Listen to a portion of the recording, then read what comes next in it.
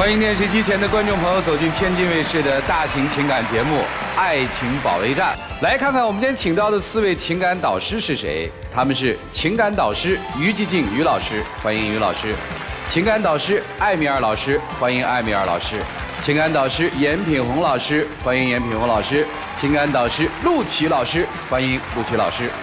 来了解一下这对的基本情况，请看。当初你因为我任性，所以才跟我分手的。那咱们复合以后，我觉得我已经改了很多了，为什么你对我还是这么冷漠呢？你现在变得很情绪化，动不动就哭，你这样真的把我也搞得很压抑。为什么你对前任的好，到我这儿全都没了？我不是说非要跟前任去比较，只是说我心里面真的过不去这道坎儿。难道我们就真的再也回不去了吗？女生到底对男生有怎样的要求呢？在这个分合的背后，又有着怎样的爱情故事呢？有请这对嘉宾，有请。小杰，22岁，来自四川传媒；小雪，22岁，来自四川运营。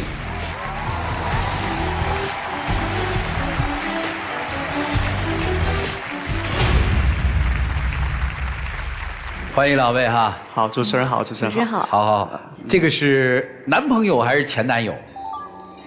既是我的前男友，也是我的现男友。那我就直接问了吧，怎么就从男友变成了前男友的呢？然后怎么又从前男友变成了现男友？咱们从哪个节点开始说？这个我来说吧。最开始的时候是因为他太作了，我们就选择了分手。那个时候我们在大学嘛，他就要求我每天24小时都必须得陪着他。夸张到了一种怎样的地步啊？回消息呢晚了1分钟，他又生气了，而且生气根本就哄不好。也没有呀，因为那个时候我们两个刚在一起嘛，我就想着说甜蜜期还没过，我就希望他能够多陪陪我嘛。再说了，我觉得他多陪我一下也没什么吧。后来有一次是我们在一起的第1个520，我背着他买了一个蛋糕，想给他一个惊喜。然后因为我们学校在郊区，离那个我给他订蛋糕的地方还是比较远，我就叫我朋友坐顺风车给我送过来。但是因为我朋友他妈妈突然住院了，他必须过去，最后这个蛋糕就没有送到他手里面。他就生气了。那我肯定会生气啊，因为我觉得那是我们2个人在一起的第1个520，我觉得是非常有纪念意义的一个日子。你说你准备了一个蛋糕，我觉得行，但是最后蛋糕呢？蛋糕送到我手上了吗？那没有送到我手上呀。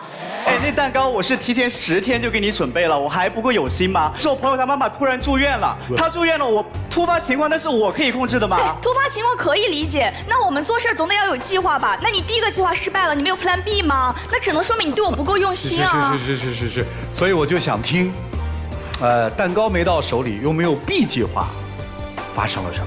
就我们当时是在外面吃饭嘛，就吃完饭了要出来了，我就跟他说，我说那好，蛋糕没有送过来可以，那你能不能有别的补救方法呢？他就一直跟我吵，你知道最后吵到什么样子吗？吵到后面我们当时是在外面商业街嘛，我们俩吃饭，他追出来，我还在跟他说嘛，他拉我，然后我就不听，他最后就直接一把把我推倒在地上，就当时那么多人。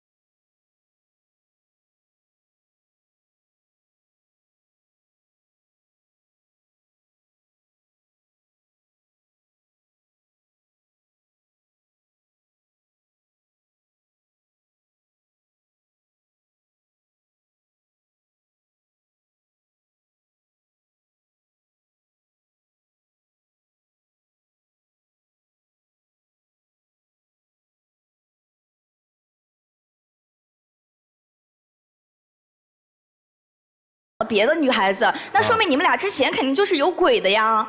我可以在这儿给你发誓，给你保证，我从来没有做过对不起你的事情，好吗？那谁知道呢？行了，看吧，他不重要就是这样蛮不讲理。不是，怎么就分了15天就有了新女朋友呢？这个不由得让人浮想联翩啊！因为他给我的感觉很不一样，就他真的太暴躁了，太作了，而他就很好，就很温柔，很体贴，所以我就觉得挺独特的，然后就想着可以和他在一起。那后来你们俩怎么又在一起的呀？因为他是我的初恋嘛，心里面其实还是一直有他的。虽然说我们俩吵吵闹闹的，然后我知道他分手之后，我觉得我自己也挺作的，然后我就去又找了个理由和借口，重新去跟他联系上了。就是他跟他前女友分手之后嘛。哦，就是你跟那个温柔的女孩分手了。是因为太温柔了所以分手吗？不，后来我发现其实他是装的。哦，也是这么暴躁的哈。差不多。哎，你发现你奇怪不奇怪？你招的全是这么暴躁的，这是为什么呢？孩子啊，我也不知道。那我明白了，等于他们分开之后，这个惦记的又回来了，是吧？他跟他前女友分手2个月之后，我又去找理由和借口跟他联系上了，然后我们这样一来二往，然后我们2个就又在一起了。你那时候怎么敢接受呢？你胸口不疼啦？我觉得还是对他有感情吧，然后就复合了。复合之后怎么就到这儿来了呢？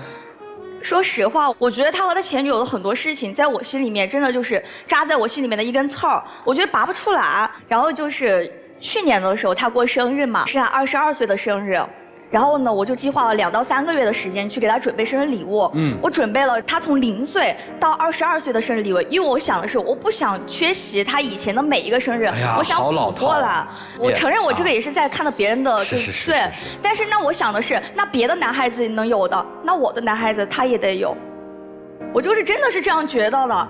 那我觉得我已经很用心的去准备了嘛，然后结果他看到我准备的那些的时候，他当时真的就是一脸漠然，然后我就觉得我自己特别卑微，你知道吧？我就在想，我说那是不是在这场感情里面，我可能感动的只是我自己？就是这个礼物让他一脸漠然，是这意思吧？他当时真的就是不是，我觉得因为我们才刚刚复合嘛，你就给我准备了一个这么大的惊喜。其实说实话，我内心还是很感动的，但是因为我们才刚刚复合，你就给我准备了这么多。不是你说你感动，他感动，他连朋友圈都没发一过，你知道吗？而且你给我，你知道吗？是因为你给我的压力太大了。是压力太大了吗？你自己好好想想，是压力太大了吗？因为10天之后就是我的生日，你知道他在我生日那天准备了个什么吗？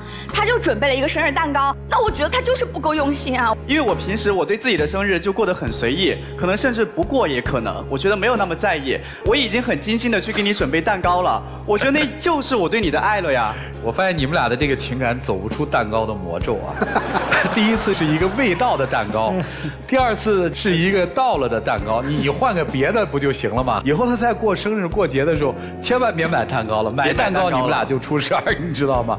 行，这个女生对自己的生日，其实我听出来就是也挺不开心的嘛，觉得男生有点应付你，对吧？对啊，不用心。而且他，你知道后面我跟他吵起来的时候，他跟我找理由和借口说什么？那个时候我们还是学生嘛，他说不想有经济上的压力。可是你知道吗，主持人，他跟他前女友在一块儿的时候，他每个月他还给他前女友转钱，给他买礼物，还计划一块出去玩。那怎么到了我这儿就什么都没有了呢？这个不是得看当时的工资情况吗？那有钱就买呀，没有钱就没有办法呀。难道我要怎么办呢？是，嘴别硬了啊，不回答不就完了吗？还吵什么吵啊？您接着说啊。然后就是我送的那个生日礼物里面不是22件嘛，然后有一件就是送给他的一个刮胡刀。然后你知道吗？那我送给他的那个刮胡刀，从去年到现在，他根本就没有用过，他连打都没有打开过，用的还是他前女友一直送给他的。我就在想，你是真的害怕浪费呢，还是说你在睹物思人呢？你自己心里面是不是有鬼啊？哎，他没有坏，我干嘛要扔他呀？咱们节俭一点不好吗？你就不怕我心里面多想吗？你有考虑过我的感受吗？主持人，你看吧，他就什么事情都可以扯到前任上面去啊。比如说去外面吃饭的时候，我把他那个就是餐具摆好，给他倒上茶呀什么之类的，他也会说，哎，你是不是给前女友也这样子做过呀？什么事都要扯到前女友，他就特别情绪化啊。明明我都已经把前任放下了，你为什么就放不下呢？那我这样子做，我是为了什么呀？那我还不是喜欢你，我爱你啊！我害怕再次失去你，我已经失去过你1次了，我不想再失去第2次，不行吗？啊，好累。2个人平常会一起约着出去玩啊、放松什么的吗？还是就是老是这么紧张？以前的时候有快乐的时光吗？我是指复合之后。我觉得还是有的。啊，什么样的时光会让你觉得快乐又轻松呢？就2个人一起吃完饭，然后出去散步，带着狗狗，我就觉得就这样的一个时刻，非常一个平静的一个时刻，我觉得就特别让我觉得很舒服。我觉得这样的生活，这样的日子，可能就是我想要的，就那一刻。行，你们俩今天来的目的是？因为分手之后，我觉得他确实是变了很多。以前我们俩第一次在一起的时候，我觉得还是很宠我的嘛，真的就时时刻刻就有的时候会关心着我的感受。但是我们俩和好之后，就交流就慢慢的到后面就变少了，就有的时候1周我不主动提出来说我们俩见面一起出去吃个饭什么之类的，他又自己忙自己的事儿，就平时就可能就不会联系我，你知道吗？我觉得这可能就不是谈恋爱了。你们在现在这个状态下，各自对于这段情感的憧憬是什么？女生，我当然是很希望结婚的，因为我毕业了嘛，特别希望我们俩毕业的时候能够拿双证，就一个是毕业证，一个是结婚证，而且我们2个现在没有在同一个城市，我就很希望他能够来到我的城市去发展，他死活不同意。你在哪儿？我在成都。你在哪儿？我在宜宾。哎，你是不想去成都啊，还是不想结婚呢，小子？因为他家里面嘛，他有一个弟弟，但是我家里面我就一个独生子，我也有老人需要照顾，而且现在、所以你是不想去成都是吧？对对对。好，姑娘，就家人会希望咱嫁到宜宾去啊，同意不？我同意。啊，同意，娶不娶？所以我说让你说实话，女生是着急结婚，男生是压根儿没打算娶，不就这么个事儿吗？还有就是你知道吗？就因为这个事情我们争执不下，他把他妈都搬出来了。因为我觉得我跟他讲嘛，他又不听我的，我就特别希望我妈妈嘛，因为我妈妈是过来人嘛，就可能去劝服一下他，就这样子。劝他娶你是吧？不是，是想让他来成都发展。你妈妈过来那是劝我吗？给我的感觉就是上级对下级下达命令，而且你到底给你妈说了我多少坏话呀？她一直在说我哪儿不好哪儿不好哪儿不好哪儿对你不好。还有你妈妈她直接跟我说什么？她说我给你们俩在成都买一套房，你们到时候就在那儿结婚又怎样怎样，什么都给你安排好。哎，我自己可以挣钱，我需要这个房吗？不是，那你也不应该跟我妈吵起来呀！不是，你别把事情说那么严重，行不行？我觉得我妈妈当时她也是为了咱俩好。那我们2个现在刚毕业没多久，经济上面有很大的压力。那我家里面为我们提供一点物质上的帮助，那我觉得以后我们俩是不是能够安心的工作呢？我觉得我妈的出发点是很好的呀，她也没有做错什么呀。行了，明白了。你是真没答案还是假没答案？对这段感情，就是。因为我确实觉得复合之后，你是真没答案还是假没答案？臭小子，你跟我说实话。就是我自己真的不知道我会做出哪一步。你都有答案了，你何必让姑娘跟着你疯呢？哎，丫头，分手行不行？接不接受分手？我不知道怎么说，因为我觉得这段感情其实有一点点累了，但是我觉得我心里面又还是有他的，所以就很纠结。是。这个感情的走向，我相信老师们已经看得非常清楚。一起进入丘比特问卷。小雪啊，我们来看看“我爱你”这3个字儿，它到底代表什么呢？当我们一般说爱对方的时候，对方一定感觉到的是舒服，而不是痛苦。但是呢，我发现你爱他的时候，其实你更在意的是你的感觉，你痛苦，你伤害了我。所以从这个角度来讲的话，你更爱你自己多一点，所以你活在自己的恋爱世界里面，那么你的男朋友他就感受不到你对他的爱，最后他得出的结论是什么？作。所以说那边都在想我要不要跟你继续走下去，你这边还在想着我要双正。你们俩现在不在一个世界里，2个人的恋爱走入婚姻，它是一个添砖加瓦的过程，而你的作更多是在拆瓦拆砖，所以努力了半天，即使分开手以后又复合，但是你们的家园仍然没有建好。当然男朋友有男朋友问题，比方说就一个细节，前任给你送的那个剃须刀，你不能让你的现在的女朋友再看见，这是最起码对你的女朋友的尊重。你用的是刮胡子，但是女朋友的感觉是什么？你还念念不忘，你没有真正去理解她。你们现在不适合谈结婚的事儿。你们的感情现在还没有着落呢。谢谢于老师，谢谢老师。我想说3点啊，先接于老师的第一点，就是我给所有在恋爱中的男女一个建议啊，如果你的现任介意你的前任，一定要把前任拉黑，这才是对现任的一个尊重。第二点啊，我看过所有的感情，结果都是一样的。最初男生是觉得因为我爱你嘛，我不觉得累，慢慢的就变成我太累了，我已经没有这个精力，没有这个能量去爱你了，更何况是娶你呢。第3点我想说的是啊，在这种恋爱关系中啊，基本上分手之后还非要想复合的，都是这段关系的受益者。你得到这种关爱更多，对方的付出更多，所以你舍不得你留恋嘛。如果是他会跆拳道把你踢住院了，你肯定不会愿意跟他复合的，对吧？那你作为一个得利者，你跟他复合之后，其实你应该适当的让利才对啊。可是你不一样，你想我继续得利，然后我还要得一辈子利，我现在要结婚。这就跟做生意，假设你跟一个人做生意，第一次你占了便宜，对方吃亏了，过了一段时间，你说咱俩再做生意吧，对方本来就是心存怀疑，他应该是一个观察期，一个考验期，对吧？看这次怎么样，结果你还要占便宜，还让对方吃亏，对方觉得我就吃2次亏，我好辛苦的时候，你说不行，你现在要跟我签独家，你说对方会答应吗？所以其实你们2个我看不到未来的。但是男生啊，我其实想跟你说一句，你为什么能离开以后15天又进入一段关系？其实你不知道你自己要找什么样的女生，你只是不想有空窗期。所以我觉得你也应该认真的想一想啊，你到底想要一个什么样的女生，也不要这么快的确认关系，多一点互相的了解，然后真正的走入一段关系的时候认真一点，这个可能会对你以后有一些好处吧。好，谢谢。杨老师，我怎么觉得你俩特别合适啊？跟别人在一起，那谁受得了你们这折腾啊？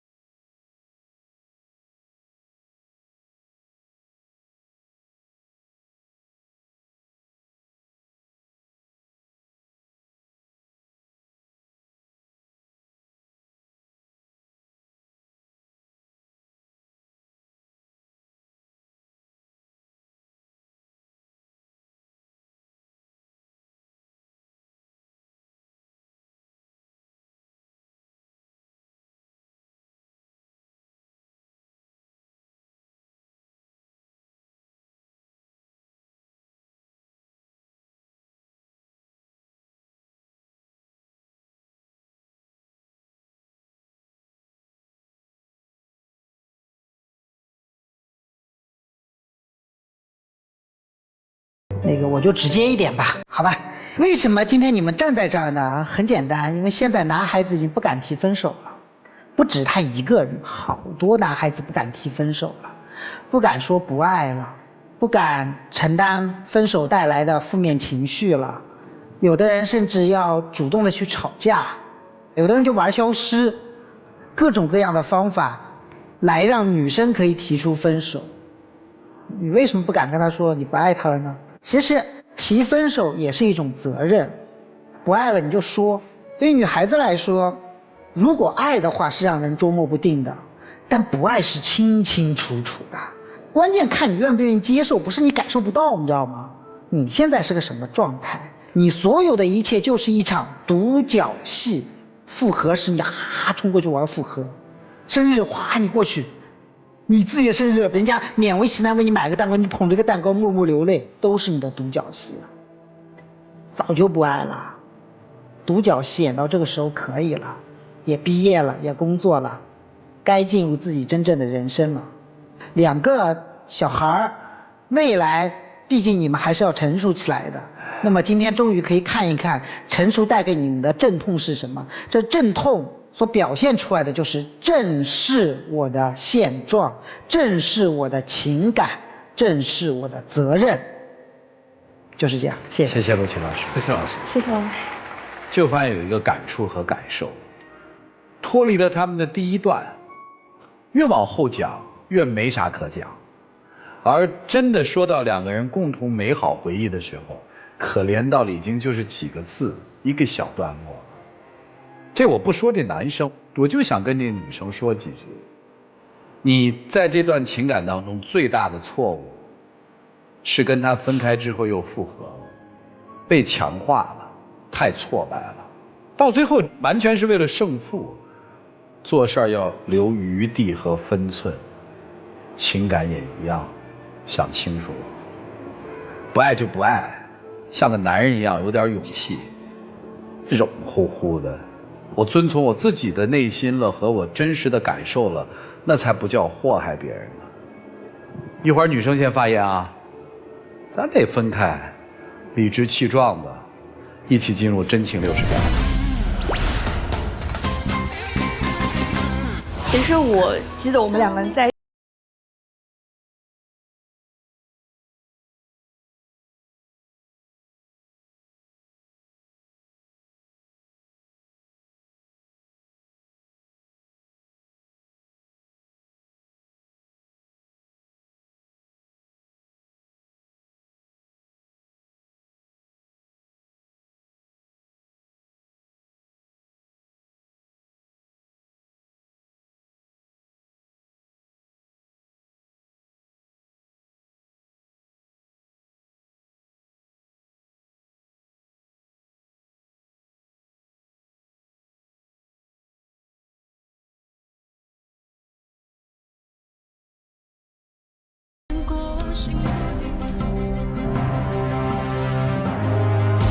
电视机前的观众朋友，欢迎登录腾讯视频收看节目的完整视频。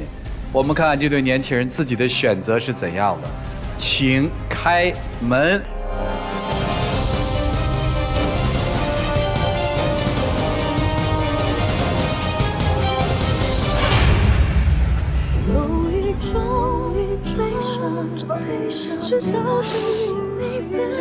你得长大，丫头。谢谢你啊，请回。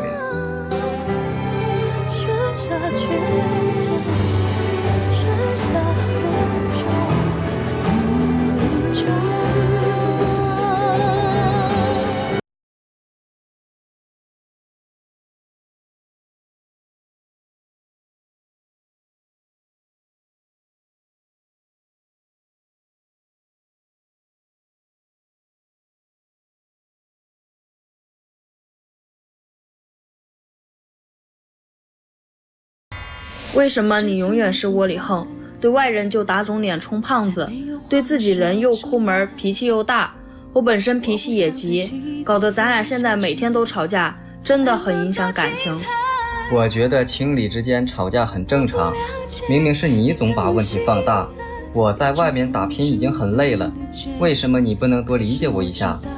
我有我自己的人生规划，我不想刚毕业就结婚，成为一个家庭主妇。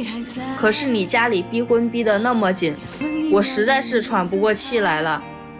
我年纪也不小了，周围的朋友都已经结婚生子了，你一直拖着不结婚，咱俩怎么能有未来？有请这对情侣，有请。男嘉宾小张，26岁，来自河北，食堂经理，有请小张。女嘉宾小王，23岁，来自河北，幼师，有请小王，有请。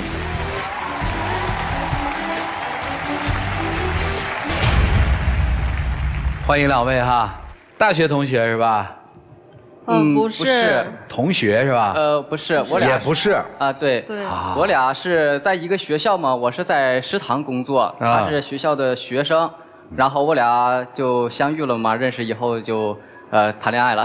你在经营食堂是吧？对对，食堂经理是吧？对啊，现在毕业了？啊，对，刚毕业。看小片好像有一堆矛盾啊，咱从哪开始讲起呢？我俩吧，性格特别相似，我俩都很强势啊，都有大大大小小的小问题，虽然我俩不至于分手吧，但挺影响感情的。而且最主要是我俩在结婚的问题上有特别大的分歧。哦，咱慢慢说呗。行吧。行。你都说吧，他对朋友挺好的，但是他对自个儿贼抠门。你说他朋友吧，找他去了，玩去了，但是他住了一段时间。他就管吃管住的，这也就算了。然后嘛，我们几个去北京玩，你说车票钱、门票钱，什么钱都不花，就连买瓶矿泉水还得回来告诉他多少钱。这意思就是说，让他也花钱呗。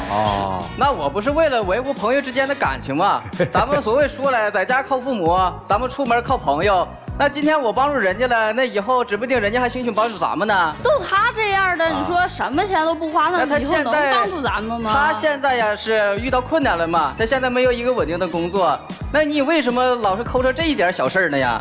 你说旅一趟游，弄得谁都不开心，一路上我还得照顾他俩的情绪。你说我人不开心，我钱包也不开心。你是不了解我俩之前大学3年的感情啊。那我有困难的时候，人家也是给我出面，给我花钱的呀。那如今他遇到困难了以后，那我不也是一样吗？该能帮助的就帮助了呀。哎呀，行了，你说主持人他对朋友吧特别义气，但是他自个儿特别抠门。你说上回我们俩去秦皇岛玩，忘记带拖鞋了，我让他买一双拖鞋，他死活不买。你说一双拖鞋能有多少钱呢？为什么不买呢？是这样，主持人，那是在风景区嘛，也挺贵的，那40-50块钱一双呢。我就寻思着吧，就真的是没必要买这个东西，而且咱光着脚丫子踩在沙滩上，不也挺保养的吗？一会儿就去海里边洗海澡去了呀，真的是没必要买。你说你省那么点小钱，你说上回我不是租了半年的房嘛，我租了3个月，那房子质量太不好了，还漏水，还有耗子。你说我一个小女生，我也害怕呀。我寻思让房东把那3个月剩下的没住的，把退回来得了呗。我让他出面，结果他房租也不要了，还跟房东成了好哥们儿了。这个事儿你说了半天，不还是怪你吗？他之前是租了是半年的房子嘛，先交了3个月的，住完以后啊，下3个月如果说不想再租的话，你可以不用租这个房子。那谁知道啊？你当时这脑瓜子里装的什么呀？全是棉花套子，我觉得是。你当时就把这个钱就硬塞给人家了，那给人家以后啊，第2天他就反悔了，就死活非要把这个钱给要回来。那最后他不想做这坏人了，然后他去让我做这个坏人去。你说咱们如果说为了这点小钱，你再跟人家闹得不愉快，那值得吗？那不值当的呀。3个月房租那也是钱呐，你说你几双拖鞋你都不愿意买，这么多钱你不要了？那我最后不是要回来了一些吗？那该扣的确实扣了，那我最后不还是要回来一些吗？这是毛病太多了。你说他自己省钱这个事儿也都算了，你说他自己还有挺多小毛病的啊。那吃饭贼拉快，跟打仗似的，噼里啪啦的。我一个女生，我吃饭本来就慢嘛，一抬头饭全没了。那你怎么不考虑我的感受啊？我们俩在一块吃饭的时候吧，他老在那看手机，吃一顿饭下来吧，得1个多小时呢。我寻思吧，故意的气他一把，我就故意的把这个菜啥的我都给他吃了。我看他生不生气，他气我，我也气他。我这个也咋这样啊？你说吃饭快我也就算了，你爬山也快。你说我们几个约好了，朋友几个去爬山，刚开始的时候对我还挺好的，还挽着我，哎呀别累着什么的。然后还没一半呢，人家自个儿跟那小女生爬山去了。我隔着大老远，我自己背这个书包，里边又有衣服呀，又有水呀什么的，不嫌我沉啊。我隔着大老远招呼他俩也不回了，我感觉他俩搞对象似的。是这样啊，我在你身边了，你嫌我烦呀？而且咱俩在那会儿一块爬山的话，还影响了后边爬山的游客呀。你在那会儿走道跟蜗牛似的，你甚至比蜗牛都慢呢。那你也得等着我呀，不知道我一个小女生啊。我当时没有等你吗？我等你了，你怎么跟我说的呀？你嫌我烦，你嫌我催你，那我没办法了呀，我只能说是跟朋友一块儿先去山顶等你去了呀。你说我挺累了吧？我到山顶上了，人家说，哎呀，行了行了，咱们下山吧，我还没欣赏完风景呢，咱们爬山干嘛来了呀？因为啥呀，主持人？他慢慢悠悠的爬到山顶上去了，正好赶上这个山呐，马上该封山了。然后人家工作人员都说了，马上要封山了，请这个游客们赶紧下山。那没办法了呀，他歇了也就有5分钟啊，然后我们就赶紧催着他赶紧下山了。他就说我催他了。那行吧，我懒得跟你说，那你到时候背我下去呀？背你下去啊？关键你太胖了，我背不动了呀。那我那么胖，谁给我养的呀？那我让你吃那么多了吗？那你给我好吃的，那我爱吃，我可不吃。这还怪我了，这你看，蛮不讲理。你说你快也都那啥了，但是正事儿了不快了。我租那个房嘛不，我让他给我搬行李，结果人家不搬，一直打电话，最后还是我自己给搬上去了，12楼。可我当时不是因为工作嘛，我正好在那搬的时候吧，然后我这边来了一个电话，我是上边有领导，我下边有员工啊。我如果说这件事处理不好的话，那老板炒了我鱿鱼怎么办呢？挣不着钱的话，谁养活你啊？谁把你养活这么胖啊？你忙你跟我说一声啊，那你在楼梯口打电话，我也不知道你在干嘛呀。我当时不跟你说了吗？我是一边打着电话一边搬东西啊，你怎么不考虑一下我的感受呢呀？我在那儿冒得浑身都是汗，你怎么不心疼我一下呀？我怎么不关心你呀？你哪里关心我了呀？你看上回你被调走了吗？调承德那边去了，我寻思给他个惊喜啥的，人家打电话，我说你干嘛呢？人家说加班。我到了嘛，我就寻思那加班我也不能耽误他呀，我就找了个宾馆，我就住下了，我就寻思等他，我等着我都睡着了，然后结果第2天了还没给我回消息，我就给他发，我说你干嘛呢？他说加班呢，我说还加班，然后我就刷朋友圈，哎呀都看着他朋友，结果发了什么呀？跟我们玩呢，然后又给他发消息，我说你干嘛呢？他说加班呢。可前提是你也没跟我说呀，你去找我了呀。你当时给我发消息的时候吧，我还以为着你在家里边给我发的呢，跟平常一样，我就给你回复了一下。所以你平常撒了多少谎啊？这个是确实是真没有撒谎这个东西，我这确实是跟朋友们去一块出去工作了嘛。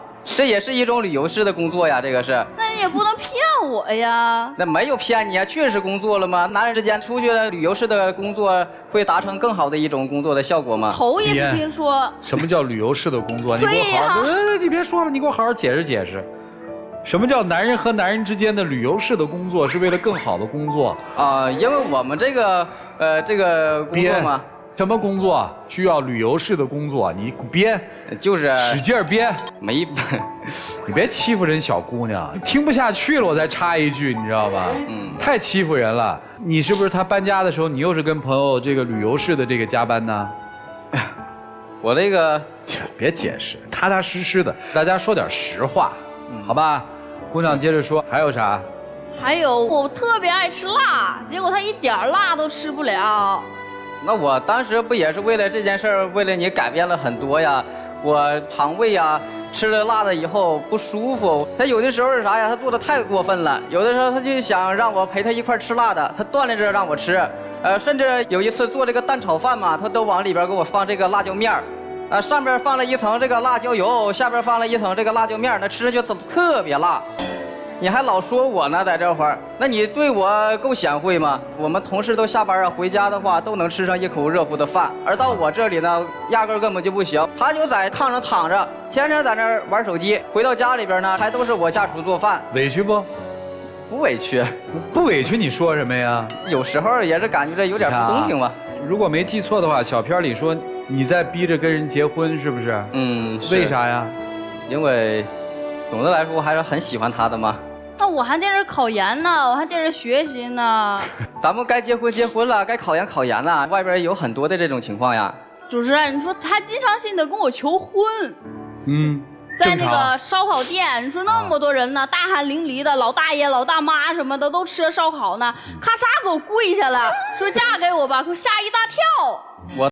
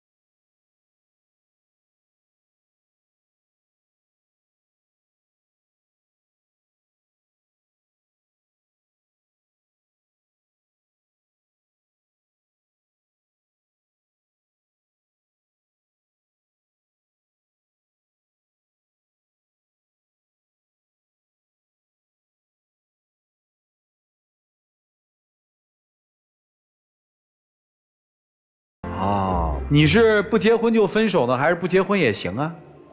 不结婚也行。那你们来这儿干嘛呀？他不需要我们行，这些老师他瞎说呢。哦，你是担心说如果不嫁给他，可能这样一段恋爱关系就会没有了，对吗？对呀、万一真的我不答应结婚的话，他可能真的就跟别人在一起了。我俩毕竟在一起快3年的感情了呀。行，来吧，老师们，你们看怎么办？一起进入丘比特问卷。我问一下男士啊，如果你女朋友要是考研的话，没跟你结婚，你担不担心她跟别人走了呀？不担心，这个倒不担心。那你那么着急结婚呢？因为我是父母是一方面，还有就是身边的亲朋好友啊，甚至我的徒弟之类的都结婚了。跟他们一出去吧，他们都是带着自个儿的小孩，有自己的家庭，然后我就感觉说有一种失落感，有点落伍的这种感觉。哦，基于这个你想求婚？对。那从感情上角度来讲的话，你一点也不迟疑吗？经常这么争吵，争执不断。也考虑过，我俩的这个脾气都有点急嘛。对。遇到点事儿吧，说吵就吵了，说爆发就爆发了。你有没有觉得自己有的时候稍微有点离谱啊？因为刚才通过几个细节，你考虑到女生的这个感受啊，不是那么的到位。说买个拖鞋，嗨，买就买呗，不对也无所谓，因为她的感觉在那儿呢。就不对是一个事儿。他不高兴是另外一回事儿，我宁愿花40、50块钱用一个错的方式去买他的高兴，这个是你要关注的，而不是说有些钱该不该花，对吧？你爬山呢，最后你把女朋友扔到那么远，哎，这个的确是有点过分了，对吧？还有就是吃饭什么吃光啊，你用这样一个报复的方式，他也觉得你事实在和他计较。女人呢和男人的心理可能不太一样。这男人可能粗一点，觉得这个事儿呢，我只是想给你提个醒。但是女人来讲的话，她首先想到的是你不爱我了，你心里没有我，而不是这件事儿对错本身，是这样吗，姑娘？对吧？所以她伤的是感觉，伤的是这个心。所以在求婚这件事情来讲的话，你的女朋友也是有些顾虑和担心的。这个不在于说年龄大小，也不在于刚毕业，而是在于你们的这份感觉是不是真的到了结婚这个状态。两个人总生气，一定是都谁也不让谁，不能尊重对方。就是我们要分清楚，比如说这个事儿就是对方想买拖鞋，那就让对方买，我不评价，这小事儿。大事儿呢，我跟你沟通沟通。所以你要学会求同存异，都主动的包容尊重一些，要不然这个架吵得没完没了。你们现在才这个状态，结了婚呢，7大姑8大姨双方的父母呢，以后的孩子教育呢，你们有吵不完的架，这一关你过不了的话，婚姻是不幸福的，好吧？我就说这么多。谢谢于老师，艾米尔老师。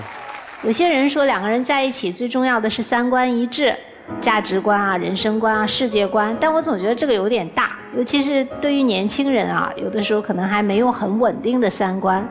在我看来，更重要的有另外2点，第一个就是消费观，两个人谁管钱，怎么花钱，哪个地方多一点，哪个地方少一点。像男生觉得朋友很重要，要仗义啊，女生就觉得你不能死要面子活受罪，对吧？这就是消费观的不一样。所以这件事儿呢，如果真谈到结婚的话，婚前其实两个人还是要多沟通交流。第二个呢，就是这种距离观，应该保持多近或者多远的距离。比方说，有人觉得我们就是要24小时黏在一起啊，微信必须要秒回啊，你就是要陪着我呀，对吧？另一个人觉得我要独立的空间啊，我希望就是各自有各自的事情做啊，我要有自己的朋友爱好啊，这个距离把握不好，就容易有一些吵架啊。这2点对于两个人的日常生活是非常重要的，一定是在婚前争取沟通好、磨合好。还有就是一些小的生活习惯了，比方说一个爱吃辣的，一个不爱吃辣的，一个喜欢躺着看手机的，一个觉得你多少做一点家务啊等等，这些习惯上的其实都是需要磨合的。但磨合的结果是什么？有一句话说叫君子和而不同。如果说能够彼此给点空间尊重，我喜欢吃辣，他不吃辣也可以，但是我们在一块儿也很开心、很融洽、很和谐，这就是和而不同的一个状态。如果你强迫他吃辣，他也吃了，但是他很不爽，这就是一个同而不和的一个状态。所以我觉得都是成年人了，觉得这个可能是要思考的，我们到底要一个什么样的生活状态，是要和谐还是一定要保持一致。但是彼此都不舒服。我就说到这儿。好，谢谢艾贝尔老师。来，严老师。听你们两个人吵架，我有种感觉，像是老两口退休以后了，生活也没有什么新的方向和意义，然后就开始彼此看对方不满意。我从你们身上其实看到的那种爱情的滋味，我觉得有点少。比如说，男生去爬山，女生爬不动了，就跟别的女生什么一起很快去山顶。比如说，男生说，哎，我不爱吃辣，你给我弄了左一层右一层的辣椒。就你们俩更多的争吵，不像是小情侣那种，哎，我渴望爱你，我渴望你爱我，所以我用吵架这种方式来表达。你们的吵架似乎就说你不好，你不好，你这个人太差了，你这个人哪儿都不让我满意，就少了一点爱对方和想要爱的味道。当男生向女生求婚的时候，就是爱当中的人是说，哎，这个人这里还不够满意，那里还不够满意，但是我感动，而不是第一反应，哎呀你好烦啊，当这么多人的面，这不是我要的，这不是一个要走入婚姻的好的状态。而男生我觉得也是对这段生活没有那么清晰的规划。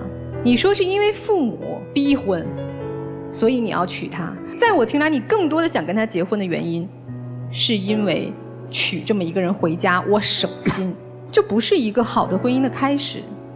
所以我的建议是重新回到一个年轻人的状态，我对婚姻，我对爱情，我对未来的工作充满了热情和憧憬。在这个年龄，只有憧憬和希望才能支撑我们进入婚姻以后，努力的为了我们的婚姻营造快乐和幸福。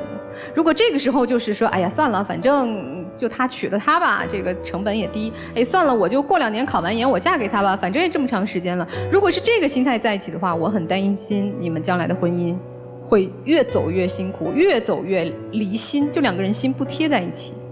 所以现在不是重点我们什么时候结婚的问题，而是我们什么时候两颗心能够紧紧的贴在一起。贴在一起咱就结婚过日子，贴不在一起就各找各的生活吧，好吗？先把心找到吧。谢谢。谢谢严老师。陆琪老师。追到就是得到，得到了就是自己人，自己人就跑不了了，是吧？别头，你这个想法过时了。所以我看到是2个时代的价值观的对撞，她是新时代的女人，你是上个时代的人，别说你们只差3岁，这个挺可怕的。你整个你的叙述里面面子是第一的，自己是第2的，家里人是第3的。这个人但凡已经是我的女朋友，我的老婆了，我就放心了。反正我们肯定是要结婚的，结了婚之后，反正你是要做全职太太的，在家带娃生孩子的。而他完全不同，他还要考研。所以我一句话告诉你，在他那边是什么？婚前考验你没过。说白了就是这么一句话。他也没有说不想跟你结婚，但婚前你做的不够好嘛。这个时代的女孩子是要什么？我要感受到感情的，我要感受到爱的，对吧？爱情确实是一个短时间的情绪，但爱是一件很长时间的事情，爱可以贯穿在生活的每一个细节里面。所以你真的要结婚，就让他感受到爱，然后你再让他看到你的变化，这样你的婚前考验才可能通过。就这样，谢谢。谢谢陆琪老师。我实话实说，我认为2个人是压根儿不合适的。就是我在听所有的争论当中，每一个细节点的时候，我觉得都不合适。你要的女人不是这样的女人，差距太大了。这就是为什么你一而再再而三认为是特别感动的求婚，在他那儿压根儿就看不见。我记得有一种说法哈，叫不要在婚姻当中去磨合，婚姻重要的不在磨合，婚姻最重要的是选择。所以你们现在就在面临选择嘛。对你来说，心里面最重要的东西是跟别人一样。我徒弟都结婚了。在你现在的这个生活状态里面，是需要一个老婆，是需要一个孩子，因为你没有这个，你发现你都没有办法社交了，对不对？你不是你早呢，你都没准备好呢，所以我觉得问题是特别大的。女生，你多考虑考虑，下面的时间留给你们，一起进入真情六十秒。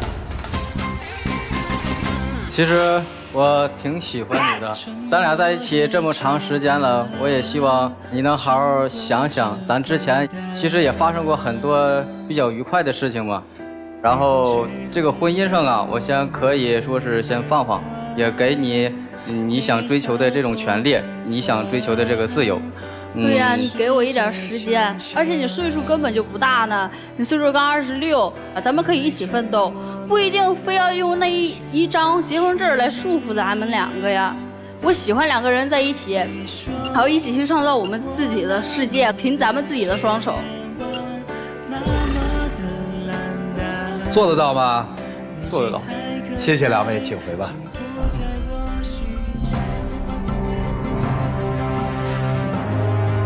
电视机前的观众朋友，我们节目组的唯一官方报名热线是0223606301，有情感困惑的观众朋友可以来电报名，不收取任何的费用，小心被骗。然后咱们来看结局啊，请开门。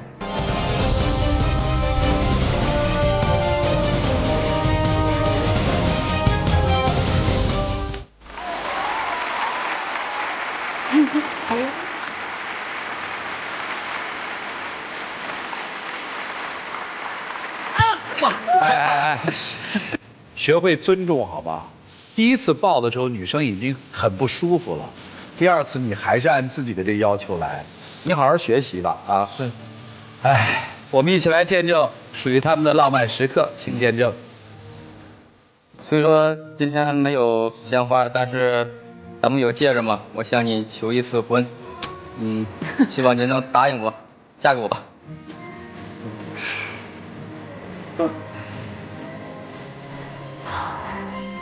咱们一起创造啊！我也会，我会努力改变自个儿。我不哭了。我还挺喜欢你的。我也喜欢你。秦亮呢？哎，你不能这么逼人家，这太不……刚才在那儿还说我要尊重你，给你放手，翻脸过来不到3分钟，您在这儿就求婚。就又逼他，我也不知道是为什么。行了，生活你们自己做主，好好的交流交流，回去深聊一下好吗？谢谢两位啊，请回。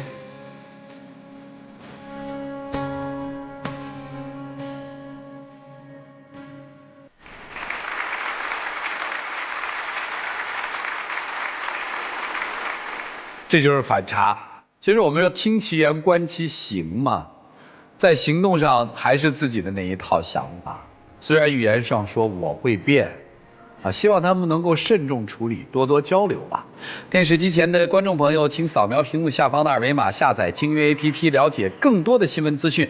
接下来有请我们的老师进入到京韵中央厨房，让我们一起进入爱情保鲜剂。有网友提问说，我想问问，我和我男朋友谈了4年的感情了，如今呢都到了谈婚论嫁，可男方依旧吊儿郎当，无所谓，也不知道是不是真心爱我，可我又舍不得放弃，到底还该不该继续下去呢？我想跟你说的是，这个男人吊儿郎当不是今时今日的事儿吧？都4年了，他依旧吊儿郎当，你想让他在谈婚论嫁这一刻马上变成另外一个人，怎么可能？